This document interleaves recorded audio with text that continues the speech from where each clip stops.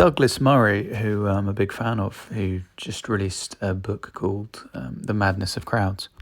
He talks a lot about woke culture, the bullshit surrounding it, the lack of science, the way it brainwashes people, the fact that it's just complete nonsense. He makes a lot of good points, but one point he makes is, or an opinion he has, is that companies have embraced this complete Neanderthal bullshit that's not based on any facts. Wokeism, intersectionality, and this bullshit. They've embraced it because they feel guilty about the financial collapse in 2008. Could this be a factor for some people? Maybe, but I don't think that's necessarily it. I think the bigger reason, a reason that could happen at any time under any circumstances, is that the diversity shakedown criminals, thieves, go into a company and they do the same thing the mafia would do in a protection racket. They say, oh, nice company you got there. Shame if we were to call it racist, wouldn't it? Wouldn't want anything to happen to that nice multi-billion-dollar corporation you got there. And if you don't let the diversity criminals in, or you don't open a diversity department, or your CEO doesn't say, yes, oppression, whites are fucking shit, let's let some blacks in. If you don't play ball, all they have to do is go to the media and say, Nike is, and it's Nike, it's not Nike, it's Nike. Nike is a racist company. Gillette is a racist company. BP is a racist company. And the stock price goes down and the CEO loses their job. This is in a similar way that people who don't want to be called racist because they could lose their job, or it's just embarrassing, or they'd then have to defend themselves not being racist. The reason a lot of people don't want to question this bullshit wokeist narrative, the made-up, invented, unscientific, bullshit, fake narrative of intersectionalists, feminists, Black Lives Matter, wokeists, far leftists, their bullshit wrong narrative. The reason most people don't want to question it is because they'll get called istophobic. They'll be called racist, homophobic, bigoted. They may lose their job. They may lose their friends. This happens all the fucking time. Look at James Damore. You have executives of companies being Me Too'd without any investigation, without any evidence, just an accusation. A related but different point.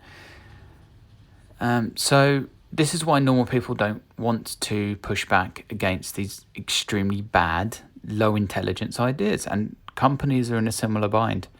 Especially if you're a high profile company, especially if you're publicly traded, do you want to be called racist in the press?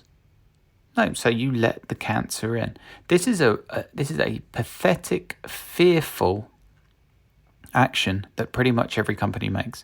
And it's pathetic because once these pricks are in your company, they're going to grow. They're like communists. The bureaucracy exists to create a bigger bureaucracy.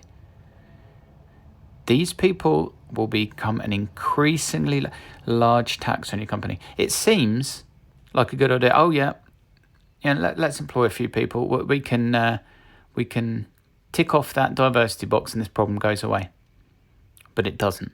It gets worse and worse. You end up with companies specifically hiring people because they're not white, over-promoting people because they're not white, giving them more money to make it look like they're paying people the same amount, whereas what they're actually doing is distorting the market. Paying people who aren't white more because they're not white, that's just called fucking racism. Paying women more because they're women, that's called fucking sexism. Anything that distorts the free market damages your company. Any of your competition that doesn't do this, and there will be some companies, has an advantage in the marketplace. The free market is possibly the most incredible invention of humanity. The free market automatically destroys racism, sexism. The free market destroys any actions or punishes any actions a company takes that isn't specifically in the service of profitability. If you start employing white men, but you could get black women to do the same job for less money, but you're overpaying white men, or you just refuse to employ black women, and black women can do that job for less money. Companies that employ black women will succeed in the marketplace. Black women will get more jobs. Companies that only employ white men will get fewer jobs. White men's wages will therefore go down. Black women's wages, because they're in higher demand, will go up. This is a self-correcting system. This is why the free market is an amazing thing. Anything that messes with the free market, which is what these wokeists are doing, to extents which are actually affecting company profitability now, in large ways, both in just completely wasted time, making reports about diversity, employing entire departments to come up with this bullshit, forcing staff to go through unconscious bias training, something which is complete bullshit, completely discredited. Once companies are doing this now, this is harming them. What companies should do instead is ensure, and this is actually to the company's benefit to do this, ensure there's no bias in hiring. Companies should want to hire the people that will make them the most profit, ultimately. That is the only criteria, regardless of race, gender, anything else. You should employ the staff that ultimately make you most profit. Now, whether that could be indirectly in some way, but that's the only criteria. You need to make sure in your company this is what you're doing. If you're doing anything else, if you're hiring people because they're not white men, you're damaging your company, as well as that being incredibly fucking sexist and racist. So this is your defense as a company. So Douglas thinks that these companies have these wokeist departments because of guilt over the financial crisis. This may be true to some extent, but I think my hypothesis for this works at any time, and it's in line with what's happened in society. Companies don't want to be called racist. If you go in, you're a wokeist, and you do the mafia shakedown, it'd be a shame if anything happened to your company. Nice company you got there. You let them in, and they run riot, and the cancer grows. It's companies being cowardly, companies not ensuring they have a firm policy and proof that they have a fair hiring process. Companies, instead of letting the wokeists in, instead of pointing the bus off a cliff, you should ensure that you have an impeccably unbiased hiring process. Maybe use some kind of blind hiring where you can. Do everything you can to ensure you have a fair hiring process. Do not get racist and sexist. Do not start discriminating against quote-unquote overrepresented groups, because people are different.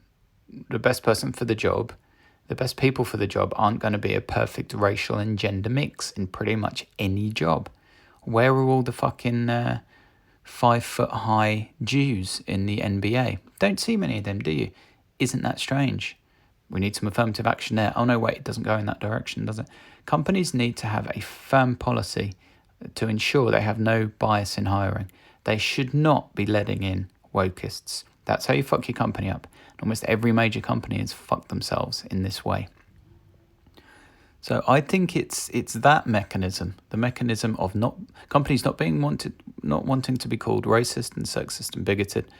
That's the mechanism that is causing companies to have gone woke. I think the guilt over the financial crisis has less to do with it. That may have been a catalyst for the entire wokeist industry to spring up, and in universities as well, maybe.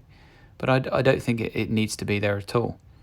It's the same mechanism that makes people too afraid to push back against these stupid, unscientific, brainless ideas like modern feminism, intersectionality, etc.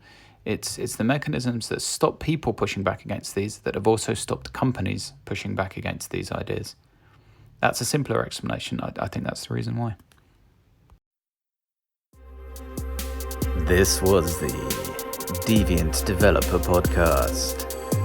Tap subscribe in any podcast app to never miss an episode. To contact me or make a welcome donation, go to thedeviantdeveloper.com.